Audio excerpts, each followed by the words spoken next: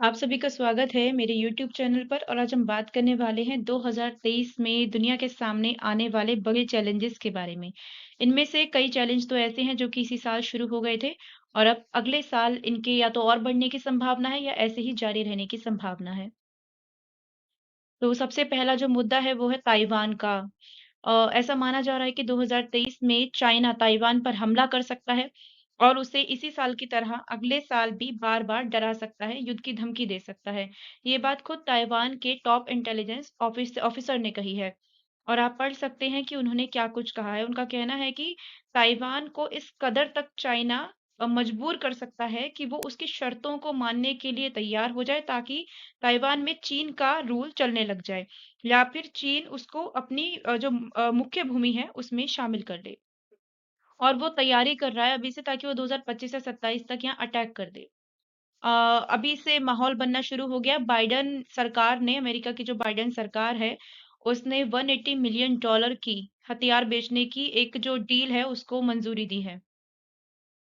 Taiwan को ये हथियार बेचे जाएंगे और अभी से ये दस्तक एक तरह से कही जा रही है कि हाँ, अभी हाल ही में चाइना ने अपने जो वॉर प्लेन्स है वो ताइवान के क्षेत्र में भेजे थे और वो ऐसा 2022 में सबसे ज्यादा कर रहा है। 2022 में उसने जो शुरू किया है सबसे ज्यादा वो 2022 से ही कर रहा है। आप देख सकते हैं न्यूज में। और अब ऐसी सिचुएशन है कि भाई यूक्रेन जैसा ही हालात हो सकते हैं ताइवान में। दूसरा जो मुद्दा है वो है रशिया यूक्रेन वॉर का। 24 फरवरी साल 2022 वो दिन था जब रूस ने यूक्रेन पर पहला हमला किया था। 10 महीने हो गए हैं, युद्ध थमने के कोई आसार नहीं है। अब जो एक मुकाम है, जो जिस मुकाम पर पहुंच गए हैं रशिया और यूक्रेन, उसमें ये कह सकते हैं हम कि ना तो रूस की जीत हो रही है, ना ही यूक्रेन की हार हो रही है। जो यूक्रेन है उसको पश्चिमी देशों की पूरी मदद मिल रही है इस युद्ध में बने रहने के लिए। वहीं अब आगे ये हो सकता है 2023 में कि रूस को ये युद्ध रोकना पड़े, लेकिन अगर वो रोकेगा भी तो इसके लिए उसे समझौता करना पड़ेगा और वो समझौता उसकी खुद की शर्तों पर नहीं होगा, क्योंकि यूक्रेन ने अपने कई इलाकों को रूस से आजाद करा लिया है। तीसरा जो है वह रिसेशन है। अब रशिया यूक्रेन युद्ध की वजह से और चाइना में जो कोरोना वायरस बढ़ रहा है उसकी वजह से सप्लाई चेन प्रभावित हुई है और जो लोगों की बढ़ी हुई डिमांड है वो पूरी नहीं हो पा रही। इसके लिए क्या है, मतलब जो रिसेशन आएगा 2023 में उसकी जो मुख्य वजह है वो ये है कि मांग बढ़ रही है। लोग अपना पैसा खर्च कर रहे हैं। इसी मांग को कम करने के लिए जो सेंट्रल बैंक है विभिन्न देशों के, उन्होंने रेपो रेट को बढ़ा दिया है और सप्लाई चेन प्रभावित हुई है जिसकी वजह से जो लोगों की बढ़ती मांग है वो पूरी नहीं हो पा रही। यही रिसेशन का मुख्य कारण है और वर्ल्ड बैंक ने भी रिसेशन को लेकर अपना बयान जारी कर दिया है। यही है कि अगर रिसेशन को रोकना है तो इसके लिए पॉलिसीज लागू करनी पड़ेंगी और अगर रिसेशन आ जाता है तो क्या होगा, सबसे ज्यादा नौकरियां जाएंगी, स्टॉक मार्केट क्रैश होगा। चौथा जो मेन चैलेंज है वो है कोविड-19। जैसा 2019 में हुआ था ठीक वैसा ही 2022 में देखने को मिल रहा है। ऐसा लग रहा है कि इतिहास अपने आप को पूरी तरह दोहरा रहा है। तब भी चीन से कोरोना वायरस की शुरुआत हुई थी। अभी ऐसा लगा कि पूरी दुनिया कोरोना वायरस से मुक्ति पा चुकी है, लेकिन फिर से चीन में वही हालात देखने को मिल रहे हैं और इस बार जो मंजर देखने को मिल रहा है वो 2019 से भी ज्यादा घातक है। ये कन्फर्म्ड केसेस हैं कि अभी तक दुनिया में कोरोना वायरस के कितने मामले आए हैं, कितनी मौत हुई है और कितने लोगों को वैक्सीन की डोज लग चुकी है। ये डब्ल्यूएचओ यानी कि वर्ल्ड हेल्थ ऑर्गेनाइजेशन के डाटा के हिसाब से मैंने बताया है यहाँ पे। चाइना में अभी BF.7 और अदर वेरिएंट्स कोहराम मचाए हुए हैं। आगे चल के हालात और बिगड़ सकते हैं और चीन में लाखों मौत देखने को मिल सकती है 2023 में। अभी यहाँ पर जीरो कोविड पॉलिसी का पालन हो रहा था, लेकिन लोगों के विरोध प्रदर्शन के बाद सरकार ने इस पॉलिसी को लगभग पूरी तरह से खत्म ही कर दिया है और ट्रेवल बैन कम करने की बजाय या उस पर रोक लगाने की बजाय नए साल के मौके पर उसको और बढ़ा दिया है। अब इससे क्या होगा, कोरोना वायरस दुनिया भर में फैलेगा और सरकार की तरफ से किसी तरह की कोई पाबंदी नहीं लगाई जा रही है चीन की सरकार की तरफ से। ऊपर से वो डाटा भी जारी नहीं कर रहे हैं सटीक। इससे क्या होगा, जो लाइफ एक्सपेक्टेंसी है वो ऑलरेडी कई देशों में कम हो चुकी है और आगे चल के हालात और बिगड़ने के आसार हैं। इम्यून सिस्टम प्रभावित होगा लोगों का। ऐसे में वही है कि मास्क लगाना पड़ेगा और दोबारा से लॉकडाउन भी लग सकता है। पांचवा जो मुद्दा है वो है पाकिस्तान का।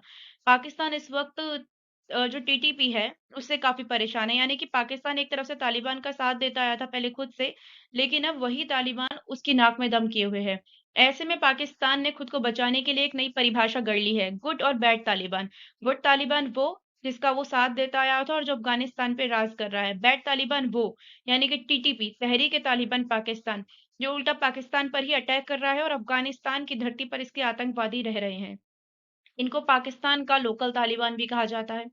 मुख्य मुद्दा क्या है? पाकिस्तान उस तालिबान को तो सही ठहराता है जो अफगानिस्तान में शरिया लागू किए हुए है, लेकिन पाकिस्तान उस तालिबान को खराब बताता है जो खुद पाकिस्तान में शरिया लागू करने की मांग करता है।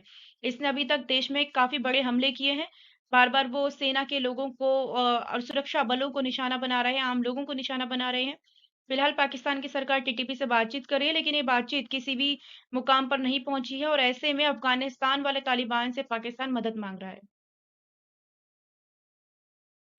2023 में क्या होगा? पाकिस्तान में सुरक्षा स्थिति और ज्यादा खराब होगी, हालात और बिगड़ेंगे, टीटीपी के हमले और बढ़ेंगे। वहीं अगर आर्थिक मुद्दे पर बात करें तो पाकिस्तान के हालात श्रीलंका के जैसे हो सकते हैं साल 2023 में। आखिरी मुद्दा है चीन का। अब चीन के बारे में हमारे जो विदेश मंत्री हैं एस जयशंकर, उन्होंने साफ साफ कहा है कि भारत और चीन के रिश्ते नॉर्मल नहीं है। सिप्रस में उन्होंने बात कही है, पहले लद्दाख में और अब तवांग में चीनी सैनिकों और भारतीय सैनिकों की झड़प हुई थी। चीन बार बार एक तरफा तरीके से एलएसी को बदलने की कोशिश करता है, जिसे भारतीय सैनिक नाकाम कर देते हैं। हालांकि 2023 की बात करें तो वही है कि बॉर्डर पर जो स्थिति थी चाइना और इंडिया की, वो नॉर्मल नहीं रही है और 2023 में भी उसके नॉर्मल रहने के कोई आसार नजर नहीं आ रहे हैं। अब आगे क्या होता है वो चाइना के एटीट्यूड पर निर्भर करता है कि वो क्या चाहता है। बाकी भारत ने साफ कर दिया है कि वो अपनी 1 इंच जमीन भी उसको नहीं देगा और ऐसा भारतीय सैनिक उनकी जो चीनी सैनिकों की साजिश है उसे अच्छे खासे तरीके से बार बार नाकाम भी करते हैं और उनको खदेड़ देते हैं। अब अगला जो मतलब चाइना से ही जुड़ी बात है वो ये है कि यूएस चाइना की राइवलरी और ज्यादा बढ़ सकती है 2023 में। कंपटीशन तो चालू है ही है और एक मुख्य वजह ये भी है कि यूरोप के साथ चीन के रिश्ते खराब हो सकते हैं। क्यों? क्योंकि चीन के राष्ट्रपति शी जिनपिंग की रूस के राष्ट्रपति व्लादिमीर पुतिन के साथ करीबी काफी ज्यादा बढ़ रही है। रोजाना देखने को मिलती है, इनसे जुड़ी खबरें, बयान जारी होते हैं, आए दिन इनके समिट्स होते हैं, ये मुलाकात करते हैं। इससे क्या होगा? यूरोपियन यूनियन और चाइना के रिश्ते तनाव भरे रहेंगे और यूरोपियन यूनियन एक तरफ क्या कर रहा है, वो यूएस के साथ करीबी बढ़ा रहा है। क्यों? ताकि रूस का जो अग्रेशन है उसे बचा जा सके, क्योंकि यूक्रेन जो है वो यूक्रेन है वो यूरोप के ही अंदर है। ऐसे में पूरा यूरोपियन यूनियन यूक्रेन के साथ खड़ा हुआ है, तो उसे पूरी मजबूती के साथ रूस का जवाब देने के लिए यूएस का साथ भी जरूरी है। ऐसे में वो यूएस के साथ बना हुआ है। वहीं एक तीसरी बात करें तो यूएस और यूरोपियन यूनियन का जो बीच तनाव है वो भी कुछ कम नहीं है। हालांकि इसको ज्यादा तौर पर जाहिर नहीं होने दिया जाता, लेकिन यूरोपियन यूनियन की हमेशा ये कोशिश रहती है कि यूरोप में यूएस का इन्फ्लुएंस थोड़ा कम हो सके। तो ये जो प्रमुख चैलेंजेस हैं 2023 में, ये देखने को मिल सकते हैं। Thank you for watching. अगर आपको ये वीडियो नॉलेजेबल लगा हो, पसंद आया हो, तो आप मेरे चैनल को सब्सक्राइब जरूर कीजिएगा।